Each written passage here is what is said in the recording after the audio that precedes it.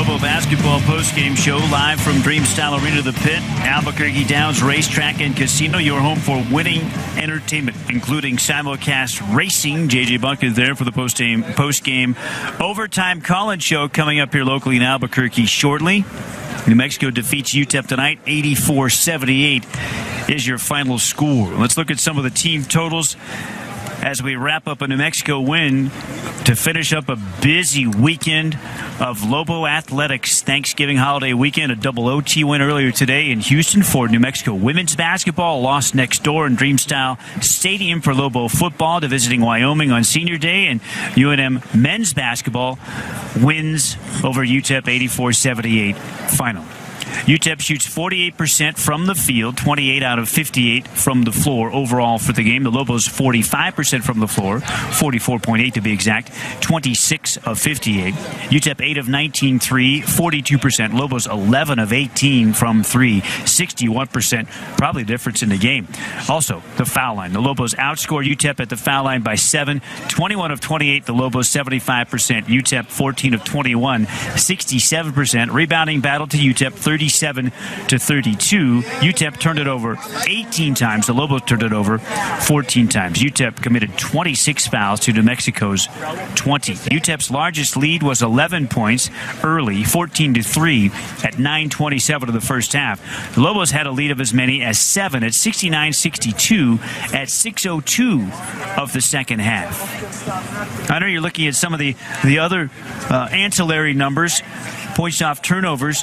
UTEP, they turned it over in the end too much. The Lobos were able to get out and produce points off those turnovers. Yes. They win that column 21-13. That was big. Yeah, and we talked about that in the pregame where the Lobos were trying to create offense with defense, turning them over, and they were able to do that here in the second half. Second champ points, 13-13 UTEP and UNM. Fast break points, New Mexico with 20 of them, UTEP with 14. A lot of those coming as well off of turnovers and bench points. How about this? The Lobos destroy UTEP. Of course, UTEP not as deep a team hunter, but New Mexico 37 points off the bench to just 7 for the Miners. UTEP only goes about 8 deep in their rotation with Coach Terry, and of course, the Lobos, a much deeper team, and they get almost 40 points off the bench. Yeah, and that was huge. I mean, that's what Coach Weir talked about, is wearing down the UTEP Miners on the offense and defense by using his bench. New Mexico's depth did show through big time here tonight.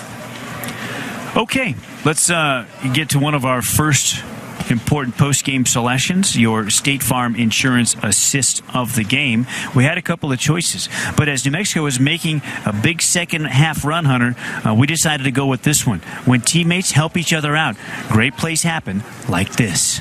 Guarding McGee. McGee got a ball screen. Drives and kicks left corner. Faking the three is Hawkins. Hawkins picked clean on the baseline.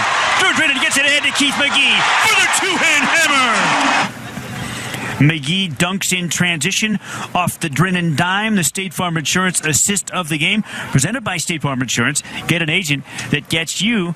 The Lobos were in the process of putting a little separation between themselves and UTEP at that point, and from there, New Mexico never trailed again. That is our State Farm Insurance Assist of the game. Yeah, I mean, you know, of course, the defense in the first half, and then it carried over in the second half. But what I thought was the difference in the second half was that the Lobos were more aggressive with the basketball as UTEP Miners were overplaying them. They took them off the dribble, and who started that was McQuatch Melowatch. He started that, and then, of course, Jackson and the others followed with being aggressive with the basketball. Excellent point by bringing up McQuatch Malowatch there, because he had a big hand in keeping the Lobos in the game in the first half when New Mexico really had no offensive rhythm at all. Yeah, McQuatch was a lot like Thomas was for UTEP. You know, he's that long wing player that's difficult to guard because he can take you off the dribble and he can knock down the three, and of course McQuatch knocked down a couple of those. Excellent second half run for the Lobos, and that State Farm Insurance Assist of the game, a big part of it. Drew Drennan finding Keith McGee in transition, a strip there by Dane Kuiper set that up, and the Lobos were able to put away the Miners. 84-78 is the final score from Dreamstyle Arena, the Pit. Still to come, selection of our P&M Reliable Player of the Game. Post-game coaches' comments with Lobo head man Paul Weir. Back after this timeout, New Mexico 84, UTEP 78. Final. You're listening to Lobo Basketball from Learfield. Lobos get the W, 84-78 over UTEP. Maybe not as pretty as Lobo fans or Coach Weir would like, but a win is a win at this stage of the year. And Coach Weir said something a couple of weeks back, actually, Hunter. He said, it is a mistake to put too much investment in November scores in terms of comparative results between teams that you might be facing down the road. He said so much can change about a team's composition and their makeup and the way they're playing by the time you get to January and February and March. And his team from last year is the perfect example of that. After being sub-500 through 10 games, then turning it around and carrying a 7-game winning streak into the championship game of the Mountain West Tournament last year before falling to San Diego State. So at least if he's not happy right now, the Lobos are winning, and New Mexico is 3-1 to start the year. Yeah, and you got to take the W. You could see that Coach Weir is trying to get his team to buy in defensively, and that's playing defense 94 feet. And not worried about the offensive end right now. Although, as we saw here, the Lobos didn't score until about the 12-minute mark in the first half, and I'm curious to hear why that took place, and maybe you give credit to UTEP, but I seem to feel that the chemistry or the rhythm was just a little off. I mean, and maybe it was the starting lineup. You started 2 freshmen, and then, of course, guys are just focused on defense. They're not really thinking about offense, and the 2-man game and rhythm is just wasn't there early on. Let's look at some of the individual totals in the contest as New Mexico defeats UTEP 84-78 as the final. We'll start with the visiting Miners. They were paced by 22 points from their lefty point guard, Evan Gilliard, 7 of 19 field, 5 of 9 3, 3 of 4 charity stripe, 3 boards for Gilliard, an assist and a steal as well. Gilliard paced his team with 22 points. They had 5 in double figures, UTEP did, 16 for Paul Thomas. Before he fouled out, 7 of 14 field, 1 of 4 distance, 1 of 1 foul line, 3 rebounds, 3 assists, a steal, and 2 blocks. 12 points for Nigel Hawkins, 3 of 8 field, 0 of 2 distance, 6 of 8 foul line. He had 4 rebounds. Give him 2 assists and 2 steals as well, 1 block. 11 points for Feodg, 4 of 5 field, 3 of 4 foul line, 9 rebounds to lead his team there. 5 offensive for Odg. He had 2 steals and a block. 10 points for Jordan Lathan, 4 of 7 field, 2 of 3 deep. He had 2 rebounds, 4 assists for Lathan, and a steal. He also had 6 points for Isiagu and 1 point for DeConnick. That rounds out the scoring for the UTEP Miners. The Lobos were led by 18 points from Anthony Mathis. Mathis ended up 5 of 7 from the field, 4 of 4 from distance, 4 of 5 from the foul line. Mathis had 1 rebound, 1 assist, and 2 steals. Second high scorer for the Lobos was McQuatch Malawach. Malawach with 13 points, 4 of 9 from the floor, 3 of 4 from distance, 2 of 2 from the foul line, and 4 rebounds before he was disqualified with 5 fouls. He had an assist and 3 blocked shots for Malawach. 12 points for Vance Jackson. Jackson, 3 field goals, 1 a triple, 5 of 9 from the foul line. Jackson had 5 rebounds. 3 of them were offensive. He had a steal. Jackson had 4 assists, tied for a team high with the freshman point guard Drew Drennan. Double figures for Vladimir Pinchuk. Pinchuk scores 10 points, 4 of 8 from the floor, 2 of 3 from the foul line. Pinchuk 5 rebounds, 1 offensive, and 1 steal for Vlad. Kareem Ezzedine and Dane Kuiper added 7 points. Kuiper hit a huge late 3 and also had a big setup for an easy Lobo layup with 1 of his 2 assists. How you doing, man? Good. How you doing? Good to see you. We welcome in Lobo head coach Paul Weir for our post-game coaches' comments as New Mexico knocks off visiting UTEP by the final score of 84-78. And Coach Weir, maybe not pretty, but a win. You're 3-1. You said it was important that you get a W tonight. How did the Lobos get it done in the second half? Oh, man. My first tip of the cap has to go to the 11-plus thousand that showed up. I've been telling our guys all week that I don't know, based on the last game, how the fans will respond to us, quite frankly. That was a disappointing outcome, and it might take us a while to earn them back. And we had to go out and play with an urgency that would at least give the people that do come an enjoyable product and continue to recruit other people to come. So for 11-plus thousand to come after what happened last weekend, it's an honor. And all I can say is thank you from all of us at Lobo Basketball to the people that came through the doors today. We needed you, and you were huge. Really allowed us to stay in the game, to keep us motivated. They were positive. As bad as we got down, or as frustrating as it seemed, they really stuck with us, and they were a really big part of the game tonight. Obviously, with our guys, it's almost like the New Mexico State game part 2. It's like there's 45 or 50 minutes in a game, you're in great shape, but sometimes 40 doesn't seem like enough sometimes. So fortunately it was enough, and we were able to kind of pull away late, which has become a theme for us, but probably too much so, I think, for my liking and for our urgency level kind of along the way. Coach, congratulations. You talked about all week about the defense being the focus. Were you happy with the defense? I thought it was great early when we really needed it. We just missed a lot of layups today, and that's the most really for me maybe here. I mean, we spend so much time technically. We work on layups every single day, coming to stops, pivoting, using the box, everything, angles, where to pass when it's not there. And for whatever reason, we were just taking a lot of off-balance, reverse, running shots, and just not something that I liked seeing, and unfortunately showed up on our offensive numbers tonight, and something we have to clean up going forward. Fortunately, I think our defense held us in through that period where we just couldn't get anything going, and then the second half just turned into kind of New Mexico State part 2. It was just a back and forth kind of game, which we like, as weird as that sounds.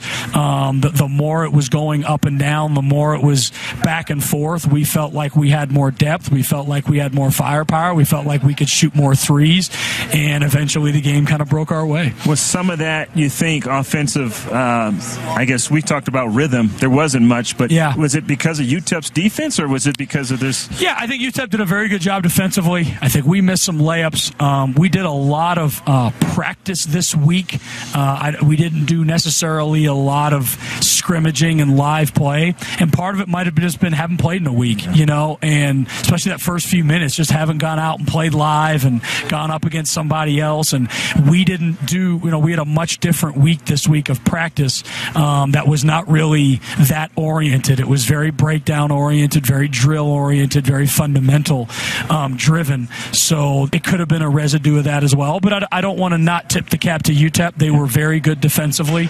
And I was watching the Arizona game. I was just saying this in the presser. I mean, I was watching the Arizona game last night.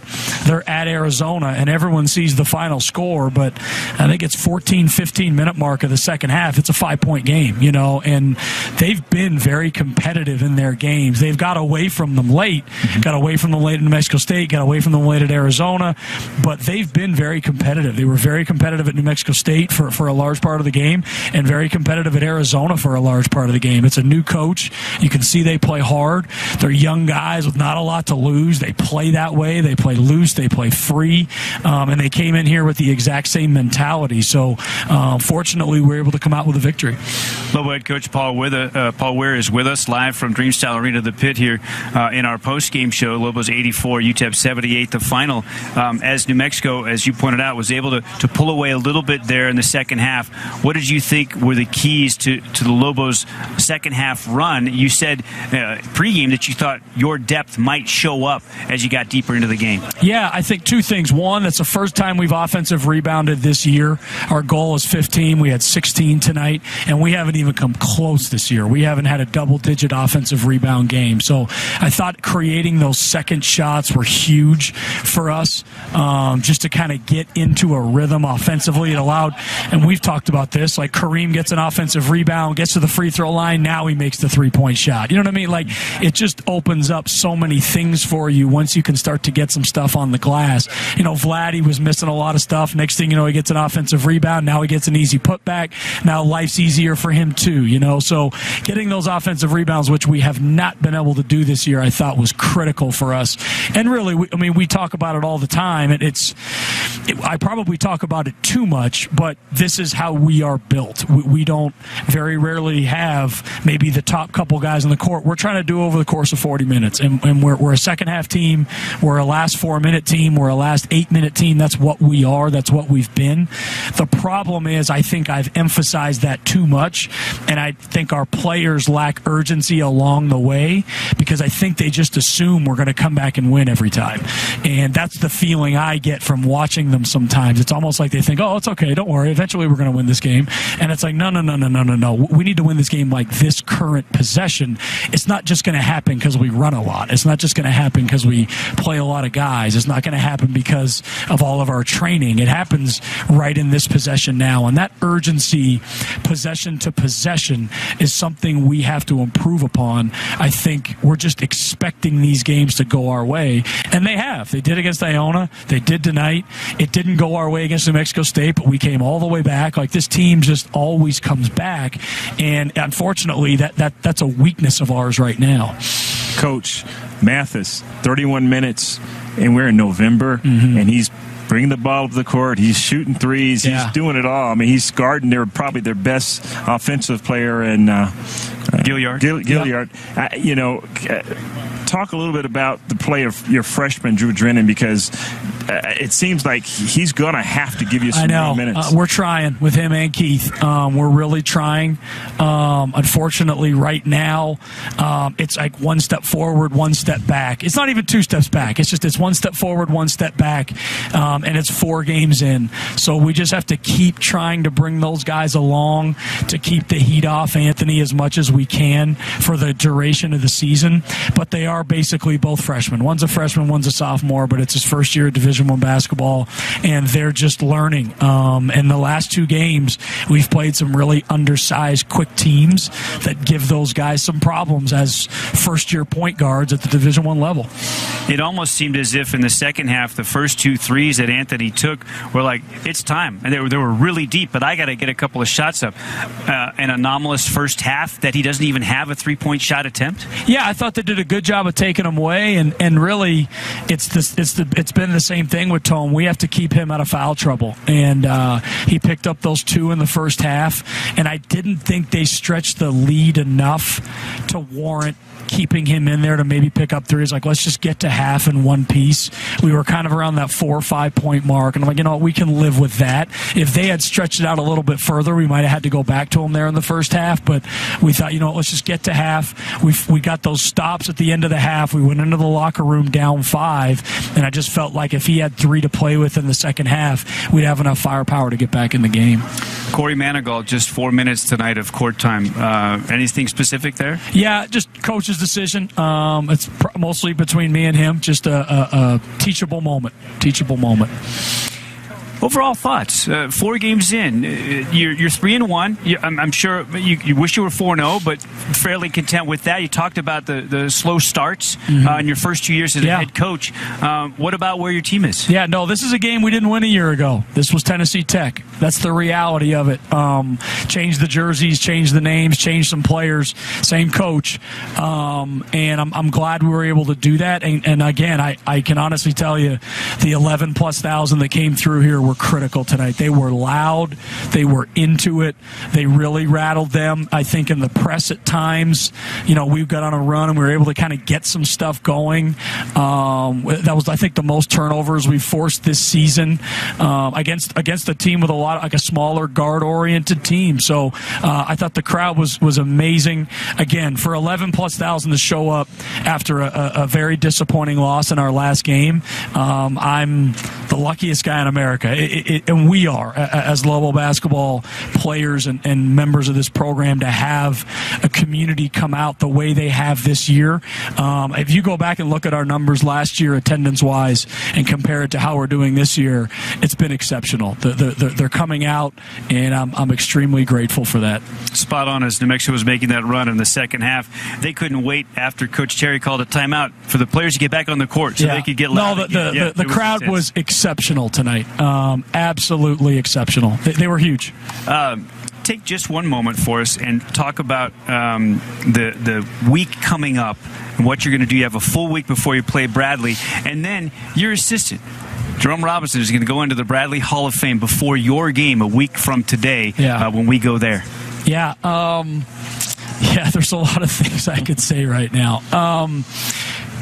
Jerome was a terrific basketball player, did a lot, obviously, at Bradley, did a lot for Canadian basketball, and has been a tremendous part of our program so far. He gets very, very frustrated at times because he's kind of a defensive-oriented guy, and he's responsible for our one-on-one defense, and he was a Defensive Player of the Year and quite frankly, a terrific defensive player.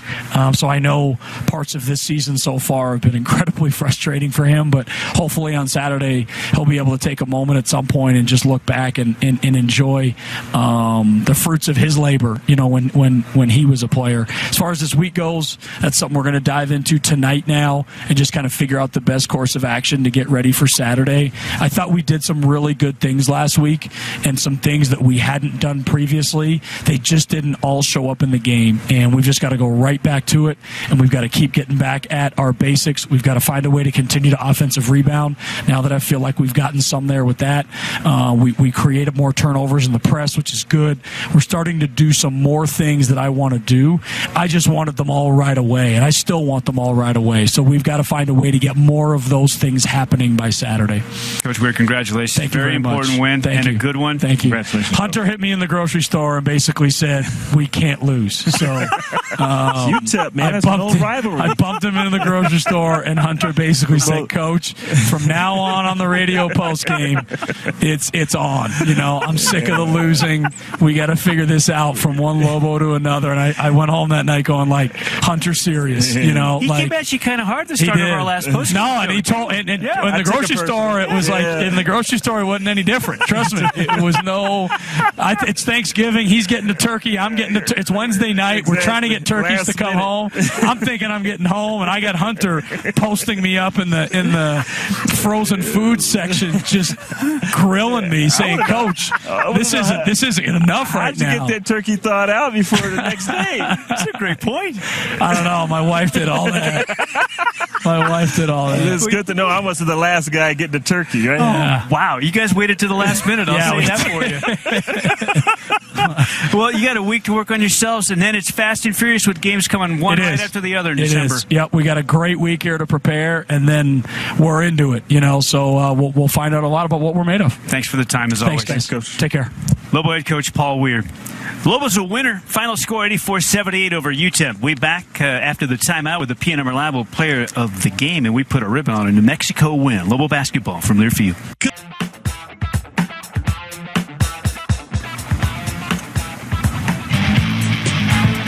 Back in the legendary pit for a final time. New Mexico defeats UTEP 84-78 is the final. We are courtside in Dreamstyle Arena, the pit.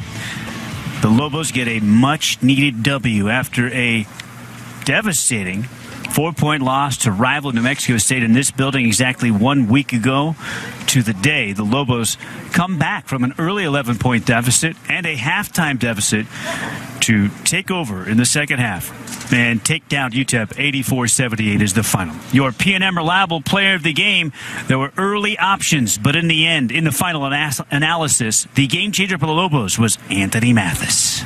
Drennan takes the inbounds pass, feeds Tone on the right wing off a baseline screen. Deep three on the way. You bet! Tone! Tony brings it angle right, keeps the dribble alive, pulls up off the dribble for three! Anthony Mathis, his fourth triple in as many tries. Lobos up 82-76. That last one was the final dagger, Hunter. The first of those two that you heard put the Lobos up for the first time in the second half. Anthony Mathis, the PNM Reliable Player of the Game, delivering reliable energy to you 24/7. Committed community partners, adding cleaner resources, including more solar and wind energy, working to build a strong, sustainable energy future for New Mexico. Talk to us at pnm.com, where you can manage your account and learn how to save money on your electric bill. Anthony Mathis, the PNM Reliable Player of the Game. Yeah, and I tell you what, this was a young, feisty UTEP team that's going to get better next year, especially with the 5 transfers coming in. Might have a better team on the bench than they do on the court. So I just think this is going to be a fun rivalry that's only beginning. Exactly, 3 more in the current contract. Yeah, great stuff. There he is, Anthony Mathis, your PNM Reliable Player of the Game. Our Reliable Player of the Game tonight was Jordan Weaver. He stepped in and stepped up and knocked it out of the park. Our producer and engineer, Jackson Weaver, in the studios of Learfield in Jefferson City, Missouri. My broadcast partner, Hunter Green. I'm Robert Portnoy. Hey, good stuff, man. We got a week and then road trip. And it's a double dip. The Lobos will stay out on the road. That's right. And play Bradley and then come back and then take on New Mexico State on the road. And then off to L.A. for St. Mary's. Right on. Oh, that's right. We get a little break in between. Yeah, a little break in between. So, but busy trip. Yeah, it is. It is. And I'm just curious to see how Coach prepares for this trip. I think this last week was all defense, and we'll see, again, he's trying to teach. And as he mentioned, Corey Manigault not playing very many minutes. And I bet you that's part of it, is buying into the defense, the end of the floor. Interesting how the focus on defense this week, we saw it. I mean, he just really worked the guys hard this week.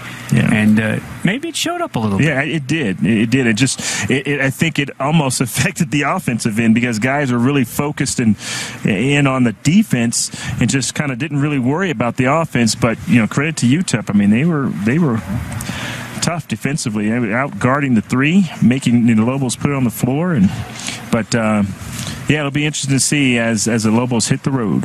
That's a storyline to watch, isn't it, over the course of time, as New Mexico gets a reputation as such a great three-point shooting team, and well-earned, as teams play the three-point line, how New Mexico's offense reacts to that. And pressure Mathis at the point, because we saw that here tonight.